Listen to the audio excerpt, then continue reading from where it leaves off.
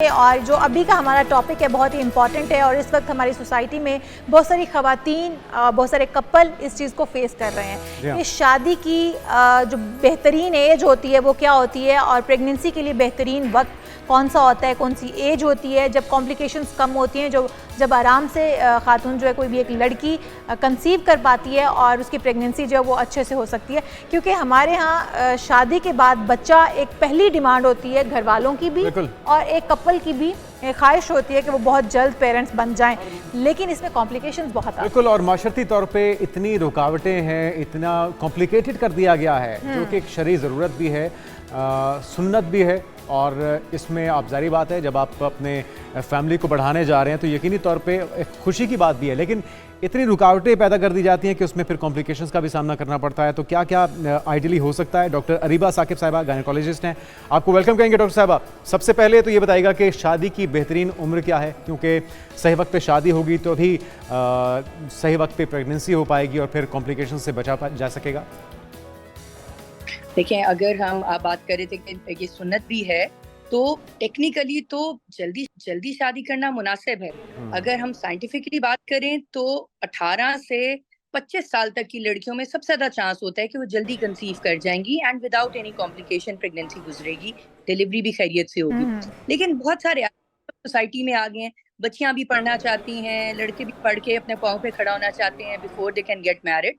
तो फिर भी मेरा ये मशवरा है कि कोशिश करें कि बच्चों की शादियां 20s में हो जाएं so that they can start on with their family while they are in their 20s, जब उनका चांस साइंटिफिकली भी अच्छा है और जाहिर है उसके फिर प्रेगनेंसी अच्छी होगी, हेल्दी होगी, चांसेस ऑफ कॉम्प्लिकेशंस कम है।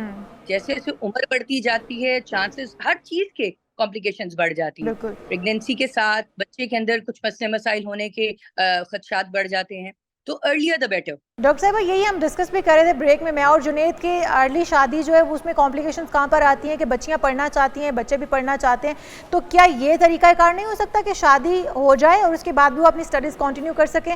हमारी सोसाइटी को थोड़ा समझने की और बदलने की ज़रूरत है ताकि अर्ली शादी भी हो सके जो कि इस्लाम के मुताबिक भी है, और फिर दूसरी तरफ वो अपने मसाइल से भी बच सके और अपनी स्टडीज़ भी कंटिन्यू रख सकें। बिल्कुल, ये तो बेहतरीन है। देखिए, मैं हमेशा कभी महफिलों में कभी ये बात छिड़ जाए तो मैं एक बात करती हूँ कि हम एज पेरेंट्स अपने बच्चों को भी तो पढ़ा रहे होते हैं ना। तो अगर हम एक बहू ले आए और उसको भी साथ पढ़ा लें तो कितना बोझ और है। अपने बच्चे समझ के पढ़ाएं तो कोई इशू नहीं है। और बहुत सारे मैं अपनी सोसाइटी में लोगों को जानती हूँ जिन्होंने ऐसे किया है कि बच्चों ने शादी जल्दी कर ली है, दोनों हस्बैंड एंड वाइफ पढ़ते रहे हैं, साथ साथ फैमिली भी बच्चे भी प्रोड्यूस हुए हैं, और अगर इन लॉज थोड़ा सपोर्ट करते हैं तो कोई मसला नहीं है। बहुत अच्छी आइडियल सिचुएशन है। अच्छा डॉक्टर साहब, एक हमने अमूमी तौर पे ये भी देखा है कि अगर वक्त पे शादी हो भी जाए यंग कपल्स की, तो वो चाहते हैं कि अभी हमें ज़िम्मेदारी से जान छुड़ाने की कोशिश की जाती है। वो चाहते हैं कि हम अपनी लाइफ को कुछ इंडिविजुअली इंजॉय कर लें और फिर उसके बाद प्रेगनेंसी की तरफ जाएं, बच्चों की तरफ जाएं। तो क्या उस सूरत में भी कॉम्प्लिकेशंस हो जाती हैं, होने के चांसेस होते हैं, या उससे कोई फ़र्क नहीं पड़ता? देखिए, ये एक थोड़ी सी मिथ है कि अगर कोई डिलिबरेटली अपना कॉन्ट्रासेप्शन को यूज करता है या अपनी प्रेगनेंसी को डिले करता है तो शायद बाद में जब वो कंसीव करने की कोशिश करें तो मसले मसाइल बन सकते हैं। ऐसा कुछ नहीं है। हाँ, कुछ ऐसे मेथड्स ऑफ कॉन्ट्रासेप्शन हैं। फॉर एग्जांपल, एक इंजेक्शन होता है जो आप लगाते हैं हर 3-4 महीने बाद। सो उसका ये है कि जब आप वो लगाएं तो जब उसको छोड़ते हैं तो फौरन कंसीव नहीं कर पाते, आपको थोड़ा टाइम लग जाता है, लेकिन वो उसका एक साइड इफेक्ट हमें पता है। जो ऐसा नहीं चाहते, बहुत सारे ऐसे कॉन्ट्रासेप्शन के मेथड्स हैं विच आर सेफ, और आप जैसे ही छोड़ेंगे आप कंसीव इंशाल्लाह कर जाएंगे। अगर नहीं करता, कोई ऐसा जोड़ा है, लेट्स से उन्होंने कोई भी कॉन्ट्रासेप्शन या कोई भी मेथड यूज किया है जिससे उनके ये बच्चे प्रोड्यूस ना हो, और उसके बाद जब वो छोड़ते हैं और वो ट्राई करते हैं तो कोई ना कोई अंडरलाइंग कॉज दूसरी होती है जिसकी वजह से वो कंसीव नहीं कर, लेकिन क्योंकि उन्होंने पहले कॉन्ट्रासेप्शन यूज की होती है तो वो बस सारा ब्लेम कॉन्ट्रासेप्शन के ऊपर आ जाता है कि जी इसी की वजह से अब इनके बच्चे नहीं हो रहे। लेकिन ऐसा नहीं है। ठीक है, तो डॉक्टर साहिबा, जो एग्जैक्ट एज है, कौन सी उम्र में माँ बनना बेहतर रहता है, बच्चों में कॉम्प्लिकेशंस नहीं आती या प्रेगनेंसी में कॉम्प्लिकेशंस नहीं आती, वो भी थोड़ा सा गाइड कर दीजिएगा। टेक्निकली जैसे तो मैंने कहा कि 20s बहुत अच्छी एज है, माँ की एज, लड़की की एज 20s में हो जाए, लेकिन अगर हम इसको चलें थोड़ा सा आगे ले जाएं तो कहा यह जाता है कि आफ्टर द एज ऑफ 35 जो खवातीन के एग्स होते हैं ना, उनमें स्टीप डिक्लाइन आ जाता है, वीक होना शुरू हो जाते हैं। तो 35 से पहले तो लाजमी हमें कोशिश करनी चाहिए कि अपनी फैमिली कंप्लीट कर लें, क्योंकि उसके बाद जब एग्स वीक हो रहे हैं, पुराने हो रहे हैं, उसकी वजह से कॉम्प्लिकेशंस तो जो प्रेगनेंसी में एसोसिएटेड हैं वो भी हैं, लेकिन बच्चे में बहुत सारी ऐसी चीजें जैसे डाउन सिंड्रोम, बहुत से लोगों को पता होता है कि वो क्या डिजीज है डाउन सिंड्रोम। बच्चा जो है वो मेंटली थोड़ा वीक होता है, तो डाउन सिंड्रोम का इंसिडेंस आफ्टर 35 अगर माँ की एज है वो ऑटोमेटिकली बढ़ जाता है, मिसकैरेजेस का रेट बढ़। इसी तरह अगर वालिद की एज इज मोर देन 40, दोबारा मिसकैरेजेस का रेट बढ़ जाएगा, बच्चों में एबनॉर्मेलिटीज का मसला बन जाएगा। आजकल बहुत कॉमन है ऑटिज्म, ऑटिज्म का बहुत गहरा ताल्लुक है फादर की एज से।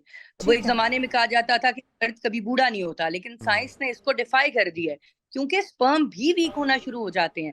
और अगर वो स्पर्म जो है वो प्रेगनेंसी कर भी रहे हैं, वो इस काबिल हैं, लेकिन बच्चों में वीकनेसेस आ रही हैं, मिसकैरेजेस हो रहे अच्छा हैं। डॉक्टर साहब आप सेहतमंद बच्चों के लिए सेहतमंद माँ का होना कितना ज़रूरी है? और क्योंकि आजकल तो हर चीज़ में मिलावट होती है, डिफिशेंसीज होती हैं, और हम देखते हैं कि माएँ जो हैं उतनी ताकतवर या उतनी उसमें वो डिफिशेंसी नहीं होती कि वो एक नॉर्मल डिलीवरी भी कर पाएँ। तो क्या क्या लाइफस्टाइल में शामिल करना होगा माँओं को अपने आप को उसके लिए तैयार करने के लिए?